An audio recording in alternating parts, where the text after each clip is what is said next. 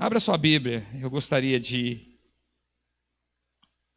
trabalhar com vocês uma reflexão que está no livro de João, capítulo 15, no verso 16.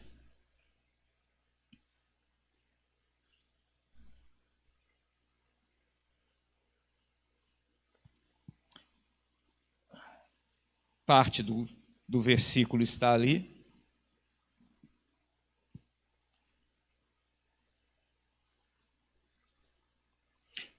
Você que não abriu, que não conseguiu achar, pede ajuda para o amigo, para o colega do lado. João, capítulo 15, no verso 16, está escrito da seguinte forma: Não me escolhestes vós a mim, mas eu vos escolhi a vós, e vos nomeei para que vades e deis fruto, e o vosso fruto permaneça, a fim de que tudo quanto em meu nome pedirdes ao Pai, Ele vô-lo conceda. Curva sua cabeça, vamos fazer uma oração. Querido Deus, nós somos gratos ao Senhor. Entendemos que o Senhor é o nosso pastor. Conduza-nos através dessa ministração para que tenhamos do Senhor o pleno propósito pelo qual o Senhor nos trouxe nessa noite. É o que oramos, no nome de Jesus. Amém, irmãos? Como eu disse para vocês, chamado é uma convocação, chamado é um convite.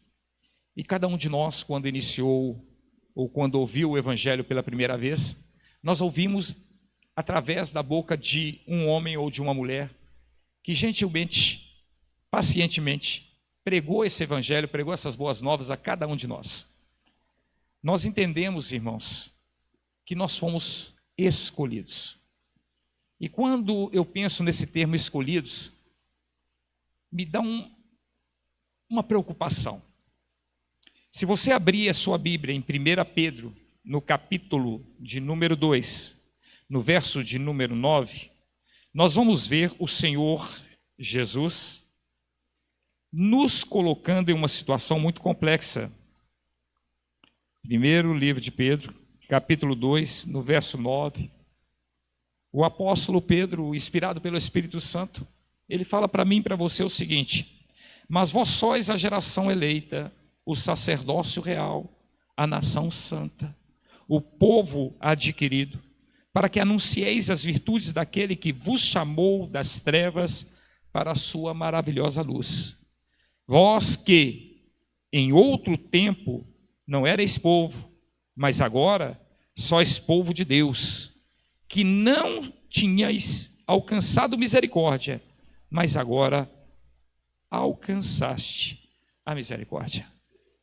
O nosso chamado não foi um chamado para que nós pudéssemos ser mais um no meio da multidão. O nosso chamado ele foi específico, ele foi claro. Quando nós pegamos o primeiro texto que nós lemos, fala que nós fomos escolhidos, e aí eu penso e quero compartilhar com vocês. O que tinha eu para ser um escolhido do Senhor? O que tinha eu para que Jesus pudesse me enxergar no meio de muitos? O mais velho de uma família que não tinha nem religiosidade nem religião.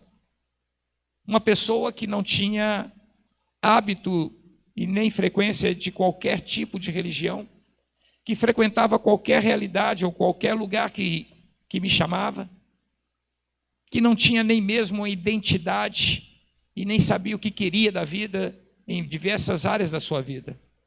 O que tinha eu para que Jesus me enxergasse? Mas aí eu quero me colocar também junto com vocês, o que tinha cada um de nós que estamos aqui para que Jesus pudesse nos escolher no meio de tanta gente, abro aspas, capaz, fecho aspas, de tanta gente que tem uma mente privilegiada, cuja nossa mente provavelmente nem chega próxima.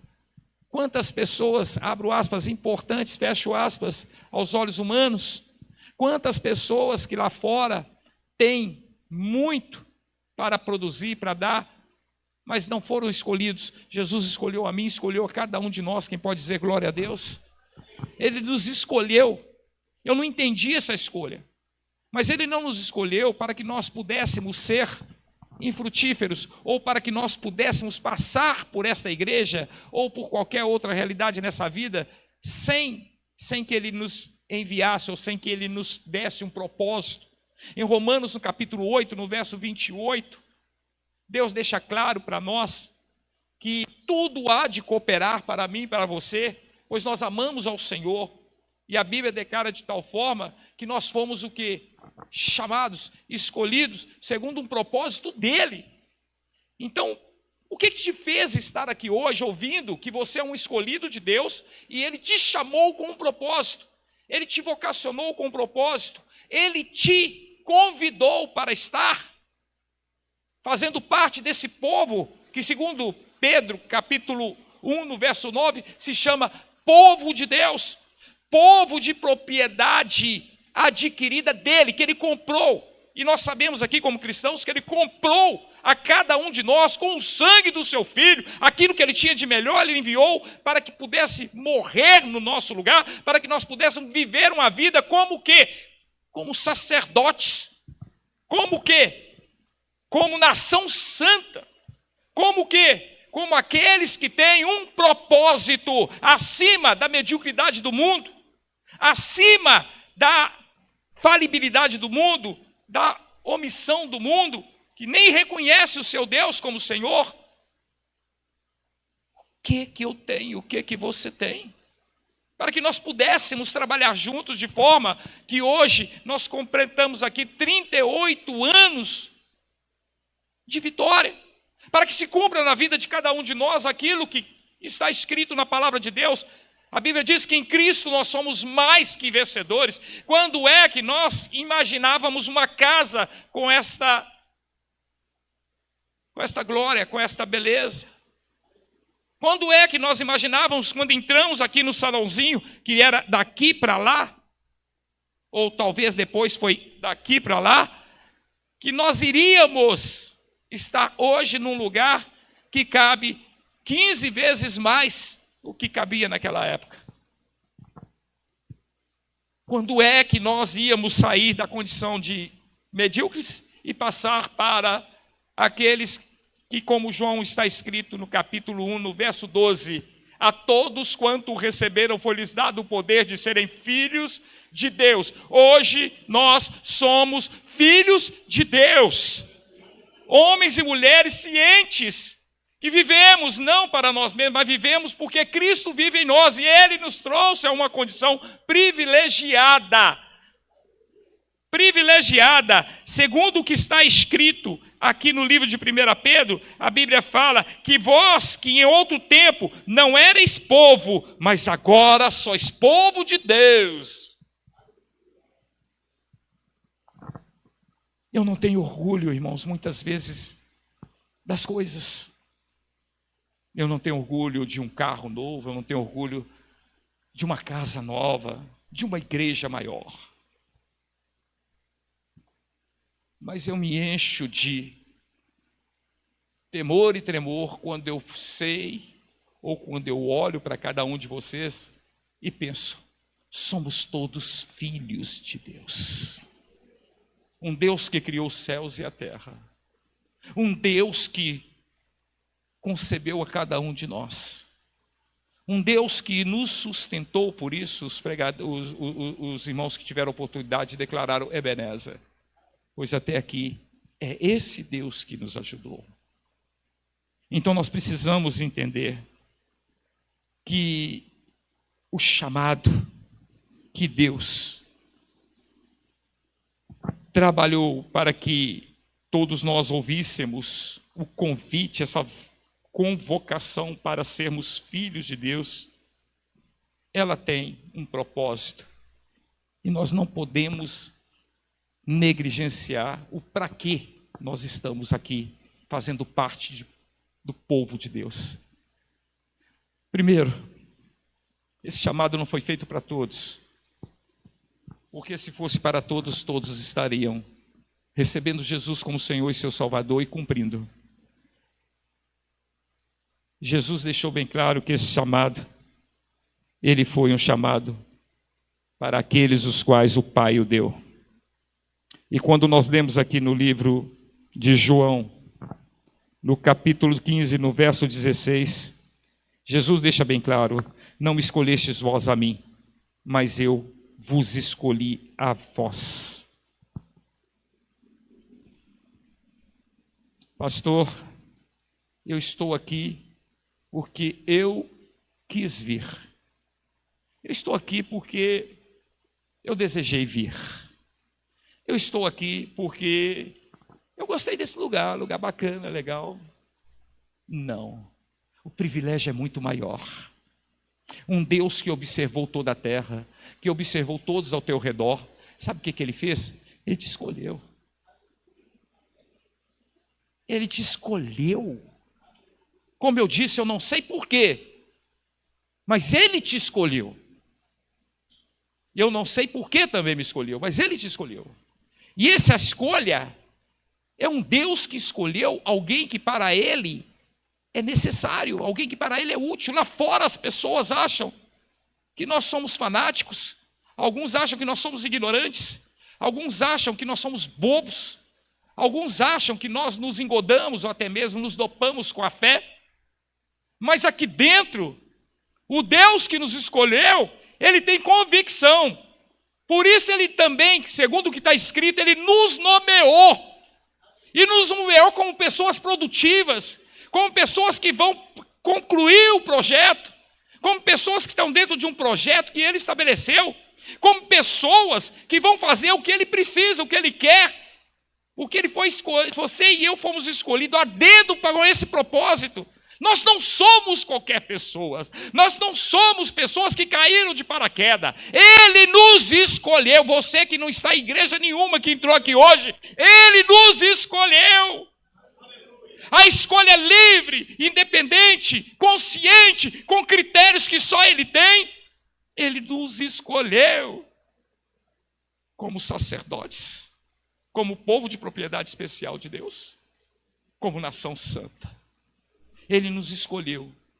Então a primeira coisa que você tem que ter na sua mente é que você é um escolhido de Deus. Você é um escolhido de Deus, você não pode negligenciar isso, sabe por quê? Você foi aceito como filho, porque você recebeu Jesus Cristo como seu Senhor, seu Salvador. Não tem como voltar atrás. Irmãos, eu tenho um filho adotivo. Eu levei 3 anos, e o pastor Carlos Francisco ali é que me auxiliou nessa realidade, para poder ter em mãos o registro de nascimento dele com o meu nome. Ele tem hoje 25 anos de idade, ele veio para mim com 32 dias de idade. Ele é meu filho, e vai você dizer que não é. É o meu Daniel. Você é um filho de Deus, vai dizer para Deus que você não é. Você é o Daniel de Deus, é o José de Deus, é o Antônio de Deus, é o Carlos de Deus, é a Carla de Deus, é a Lu Maria de Deus. Não deixe que esta verdade seja o quê? Seja retirada do teu coração. Entenda que você é uma filha de Deus, um filho de Deus. E ele nos nomeou, segundo o verso, de João capítulo 15, 16, está escrito a seguinte: para que vades e deixa eu ler. Não me escolhestes vós a mim, mas eu vos escolhi a vós, e vos nomeei para que vades e deis fruto, e o vosso fruto permaneça. Esse é o propósito que nós precisamos compreender, para que nós nos deixemos preparar para que possamos produzir. Eu estou há 34 anos sendo discipulado pelo pastor Carlos Francisco. Abrimos algumas igrejas, estamos debaixo de treinamento, mas faz parte do meu treinamento também treinar homens e mulheres, discipular homens e mulheres, para que esta obra continue, para que permaneça. Por isso, você que está aqui hoje, você precisa entender que Jesus nos nomeou, a escolha teve um propósito. Ele nos nomeou para que a gente vá e dê fruto, para que você faça discípulos, para que você ganhe almas, para que você dê sequência no projeto, para que o reino de Deus seja ampliado, seja povoado e as igrejas edificadas. Nós precisamos entender essa verdade, para que a gente saia, irmãos, saia da apatia, saia da preguiça espiritual. Nós precisamos estar dentro de um grupo de discipulado, nós precisamos aceitar que nós precisamos crescer, e para crescer nós precisamos conhecer, e para conhecer nós precisamos dos mais experientes, mentores, discipuladores. A igreja não pode caminhar da forma como iniciou, os tempos são outros, nós precisamos estar mais unidos, mais coesos, mais juntos, porque somente assim nós vamos conseguir, na unidade, tá, enfrentar toda a influência maligna que tem aí fora. Jesus coloca para nós nesse versículo, ele declara que e o vosso fruto permaneça, a fim de que tudo quanto pedides em meu nome ao meu Pai, Ele vos conceda. A sua produtividade, a sua condição de ganhar almas, de fazer discípulos, está ligado diretamente à solução das causas através da oração que você coloca diante de Deus. Jesus deixa claro para nós que se eu estiver produzindo, se você estiver produzindo, Deus ouve a minha oração e atende. Nesse versículo, ele conclui esse versículo dessa forma, a fim de que tudo quanto vós me pedirdes, vos seja concedido.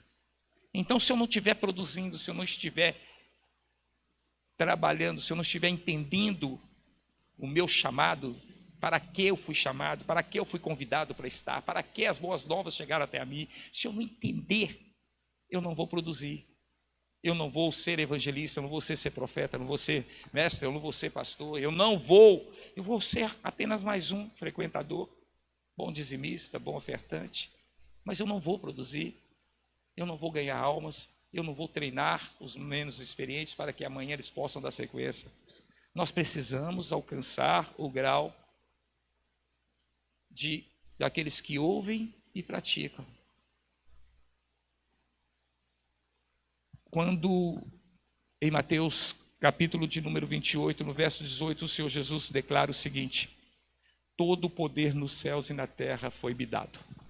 Ele está colocando para mim e para você o seguinte: olha, você não vai estar desamparado. Eu tenho legalidade para te chamar, para te convidar, para te convocar para esse propósito. Porque eu tenho todo o poder para te sustentar. Eu tenho todo o poder para te auxiliar. E no verso 19 ele diz, no mesmo Mateus 28, ele diz: ide, portanto, fazendo discípulos de todas as nações. É o que é interessante, que ele não fala, faça isso na tua casa somente, faça isso no teu bairro somente, faça isso só na tua igreja. Não, ele fala onde você estiver.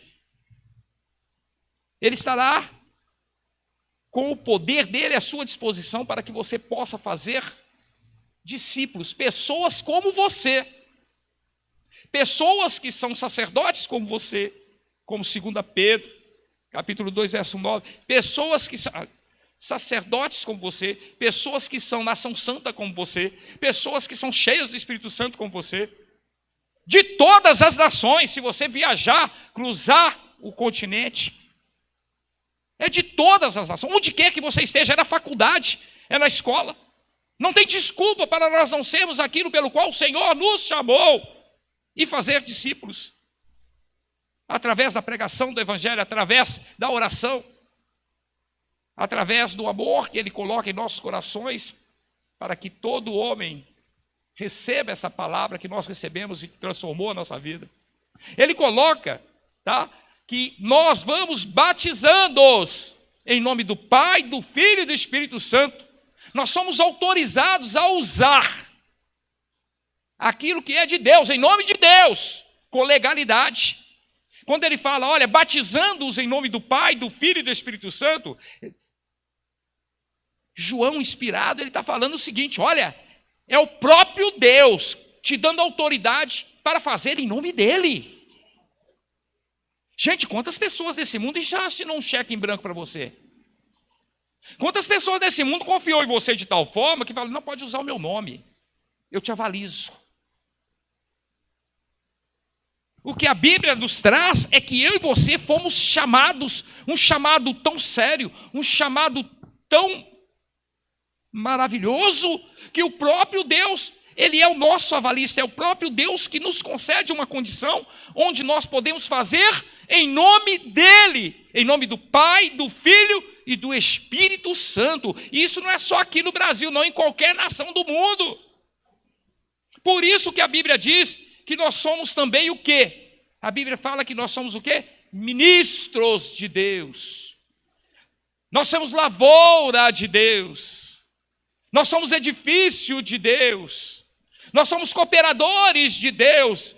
Meu irmão, quando eu falo nós, é eu, você e todos os cristãos sobre a terra. Nós precisamos abraçar esta realidade, para que na igreja nós tenhamos e venhamos a aproveitar as oportunidades. Crescer, produzir. E quando é com qualidade, chama-se produtividade. É isso que nós precisamos. Por isso que nós precisamos estar nos grupos de discipulados. Sendo discipulado, sendo mentoreado e também discipulando e mentoreando. Esse é o nosso grande desafio, porque é o propósito. Mas aí você pensa que assim, se ele vai colocar o poder dele, eu vou fazer em nome dele. Mas e aí? Como é que eu fico?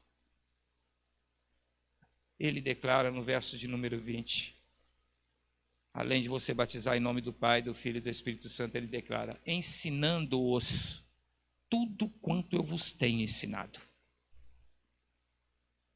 E se você caminhar dessa forma, ele declara, e eu estarei convosco todos os dias, até que tudo esteja consumado. Você não está sozinha, nem sozinho.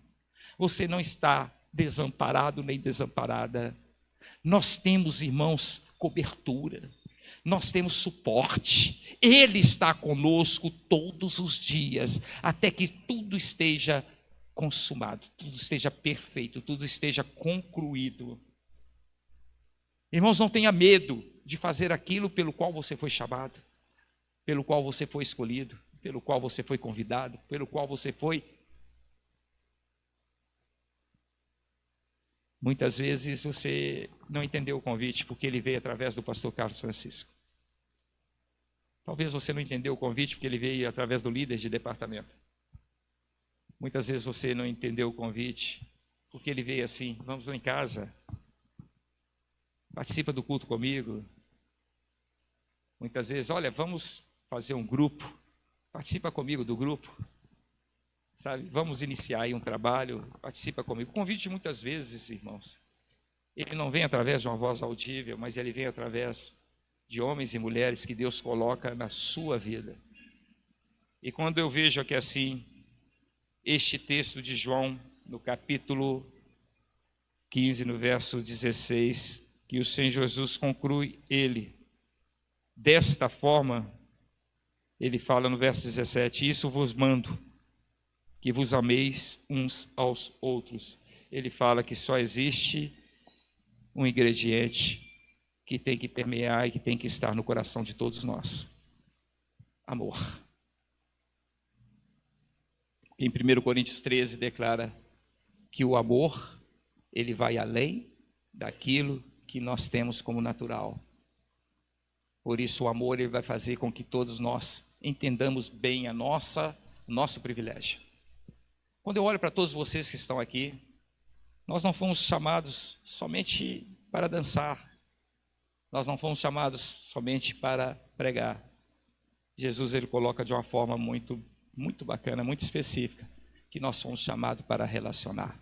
E através da relação, nos tornarmos coesos, fortes. Um carvalho que rompe décadas, que as tempestades não destroem, mas que nós permanecemos fortes até que o nosso Redentor volte, porque ele tem um tempo determinado. E eu quero dar um exemplo para vocês aqui, que eu dei um exemplo outro dia na igreja. Muitas vezes a gente pensa que esse chamado, ele não é para nós. Eu não tenho condição de dar um estudo, de pregar. Mas o que acontece? Eu quero que você se lembre do nosso querido Davi, 1 Reis, capítulo de número 2. Eu ouvi uma mensagem, depois passei para os irmãos num determinado dia, depois passei de novo e hoje eu quero falar para vocês a respeito. Davi, quando ele foi chamado, Deus levou um sacerdote lá na aldeia dele, tirou ele do pasto, ele estava tomando conta de ovelhas, um serviço para o filho bastardo da família, um serviço sem honra, cuidar de ovelhas. Tirou ele do pasto, ungiu Davi, Samuel ungiu Davi ali naquele momento. E a partir daquele momento, Davi passou a ter o quê? Uma vocação, um chamado, um convite, uma convocação da parte de Deus. Samuel ungiu para que ele fosse rei de Israel.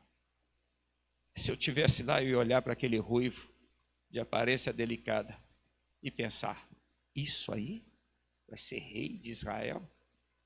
Esse que foi tirado do mato? Esse que estava lá no Ribeiro de Abreu? Esse que estava lá no Arão Reis, Monte Azul? Isso aí vai ser rei? Não. Mas Davi, ele foi construindo a sua condição, porque ele creu na unção que ele recebeu. Ele creu. E eu quero te dizer a todas as crianças que estão aqui, todos nós somos ungidos do Senhor. Quando o texto fala que ele nos separou para que nós possamos dar fruto, ele nos nomeou para isso, ele está falando que nós somos ungidos por ele nessa condição. Se eu crer, a Bíblia diz, eu enxergo a glória de Deus. Se você crer, você comerá o melhor dessa terra.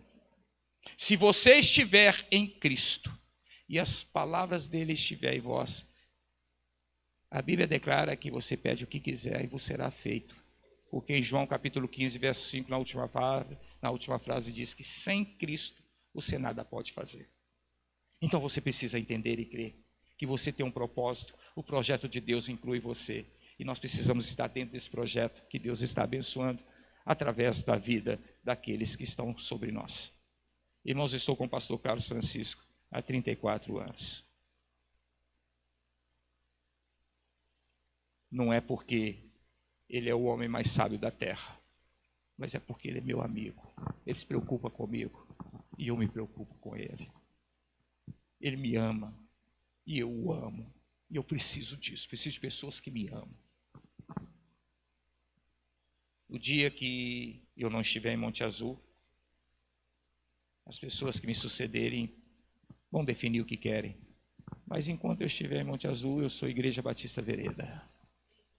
E estou debaixo. Não sei, se ele estiver com 80 anos, eu estou há 4 anos atrás dele, então eu vou estar com 76. Vai continuar sendo meu pastor, meu amigo. Você precisa ter pessoas que foram discipuladas a ponto de se sentir como eu me sinto. É um privilégio, é uma segurança, é uma alegria, sabe? Então, o nosso chamado é para ter esse privilégio também. O privilégio de ter amigo, o privilégio de ter pessoas que nos amam a ponto de se preocupar conosco e com a nossa família, para que nós não estejamos nesse mundo solitários e às vezes até com a casa lotada, mas sozinhos. O chamado, irmãos, ele é específico para cada um de nós e objetivo. E nós precisamos abraçar, sermos aqueles pelos quais o Senhor chamou e que atendeu o seu chamado. Davi, depois que ele passou a sua vida toda, ele chegou a mais de 90 anos. E a Bíblia diz que quando ele estava em 1 Reis, capítulo 2, verso 2, a partir daí, a Bíblia fala que quando ele estava chegando o momento dele morrer, tá? Ele chama seu filho Salomão, que naquela época tinha aproximadamente 20 anos.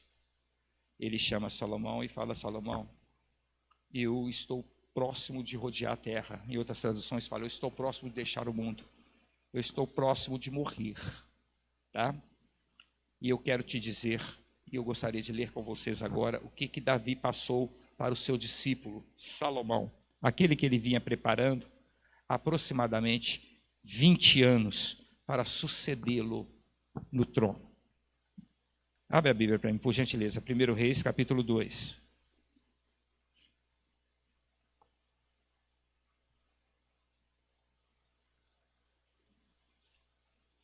Irmãos, eu não consigo enxergar o relógio. Vocês não vão acreditar. Acreditem. Eu tive algumas dificuldades nos últimos 2 meses, e uma delas é que eu estou ainda tentando buscar um pouquinho de visão, mas eu não estou sabendo em que horas são. Então, eu quero ser rápido, então, para não... 2. E aproximaram-se os dias da morte de Davi, e deu ele ordem a Salomão, seu filho, dizendo: eu vou pelo caminho de toda a terra. Então, primeira coisa que ele falou para o filho dele: esforça-te e se homem. Quando ele fala isso, ele não fala para fisicamente, ele fala: olha, seja corajoso, esforça-te e tenha atitude de homem. Sim, sim, não, não. Não seja frouxo. Você tem um reino para governar. Você tem um templo para edificar. Seja corajoso. Ser homem. Hoje em dia está bem difícil, não está, irmãos? A gente sabe muito bem que está meio complexo esse tal de homem por aí. Está difícil a gente encontrar um cabra homem. Mas Davi fala para o Salomão: ser corajoso, ser homem. Tá? Segundo conselho que ele dá para o filho dele, ele estava discipulando o filho dele há 20 anos. Guarda a observância do Senhor teu Deus, para andares nos seus caminhos e para guardares seus estatutos e seus mandamentos, os seus juízos e os seus testemunhos, como está escrito na lei de Moisés, para que prospere em tudo quanto fizeres para onde quer que te voltares. Irmãos, um pai está dando conselho para o seu filho. Um rei está dando conselho para o seu sucessor. Ele está na cama de um rei, com honra de rei, passou por todos os perrengues e está falando para o filho assim: faça dessa forma. Que se você fizer dessa forma, guardando os mandamentos, se envolvendo, caminhando, da forma como eu te ensinei, tudo para você vai ser mais tranquilo. Vai ser mais tranquilo.